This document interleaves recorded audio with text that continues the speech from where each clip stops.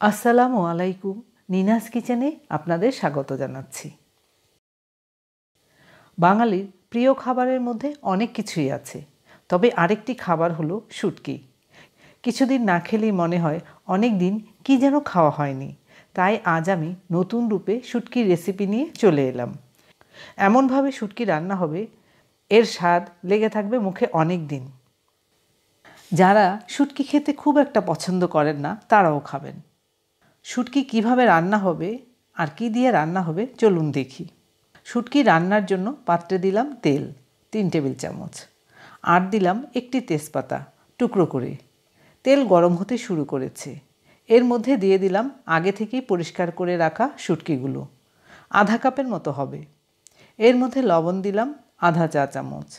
আরও দিচ্ছি দেশি রসুনের কোষ, একটি বড় রসুন নিয়েছি। অনেক সময় নিয়ে ভাজতে হবে না শুটকি, তার কারণ হলো আগে থেকেই শুটকি ঝলসিয়ে সেদ্ধ করে ভালো করে ধুয়ে নিয়েছি। তারপর কাটা পরিষ্কার করে রেখেছি, কারণ শুটকি ভালো করে ধুতে হবে, এই জন্যে শুটকিতে বালি থাকে, সেই জন্য শুটকি ভিজিয়ে রেখে তারপরে ধুতে হবে। আগে থেকেই শুটকি ঝলসিয়ে সেদ্ধ করে ভালো করে ধুয়ে কাটা পরিষ্কার করে রেখেছি সময় বাঁচানোর জন্য। আমি নিয়েছি লইট্টা শুটকি। দিলাম 4-5টি কাঁচামরিচ চেরা। আমরা সাধারণত জানি শুটকিতে পেঁয়াজ দেওয়ার মানে মোটা কুচি করে দিতে হবে। না বন্ধুরা, আমি অন্যরকম করে পেঁয়াজ দিলাম। পেঁয়াজ ছেঁচে দিয়েছি, 2 টেবিল চামচ পেঁয়াজ ছেঁচা দিলাম। পেঁয়াজের সাথে শুটকি আরও কিছুক্ষণ ভেজে নিলাম। 2-3 মিনিটের মতো সব কিছু ভেজে নিয়েছি। দিলাম বাটা মরিচ 2 চা চামচ, আর দিলাম আদা রসুন বাটা 1 চা চামচ।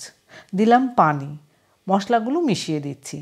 আবার দিলাম হলুদ গুঁড়া 1 চা চামচ, ভাজা ধনিয়া গুঁড়া দিলাম 1 চা চামচ। এবার সব মশলা মেশাতে থাকবো আর রং সুন্দর হতে থাকবে। শুটকি কষানো হয়েছে, ঘ্রাণও বের হচ্ছে।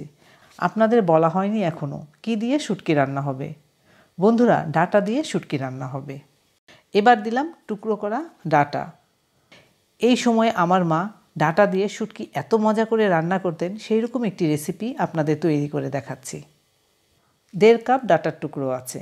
ডাঁটা দিয়ে এভাবে শুটকি রান্না করে দেখুন, অসাধারণ লাগবে। সব কিছু তো মিশালাম। চুলার আঁচ মাঝামাঝি ছিল, কমিয়ে ঢেকে দিলাম। 2 মিনিট পর ফিরলাম। ডাঁটা কষানো হয়েছে, খুব সুন্দর ঘ্রাণও বের হচ্ছে।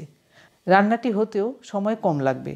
দিলাম পানি আধা কাপ, তাতেই ডাঁটা সেদ্ধ হয়ে যাবে, কারণ ডাঁটাগুলো আমার বাগানের, তাই সেদ্ধ হতে সময় লাগবে না। ঢেকে রেখেছিলাম, 4 মিনিট পর ফিরলাম।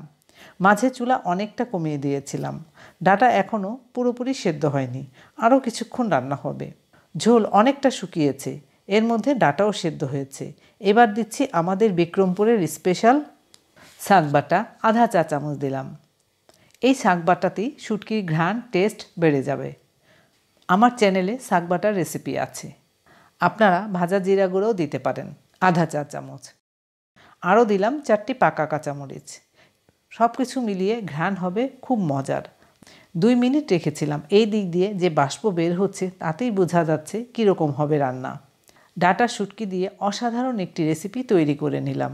যারা শুটকি খুব বেশি পছন্দ করেন না তারাও খাবেন খুব মজা করে। এইরকম রেসিপি হওয়াতে আমাদের তো আজ ভাতের চাল বেশিই দেওয়া লাগবে। বন্ধুরা, আপনারা এভাবে তৈরি করে খেয়ে দেখুন, তখন অন্য কিছু খাবেন না। এই ডাঁটা দিয়েই শুটকি রান্না করবেন, এতটাই মজার এই রেসিপিটি।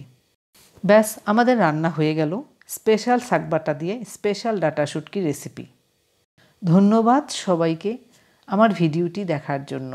আপনারা ভালো থাকবেন সবাই।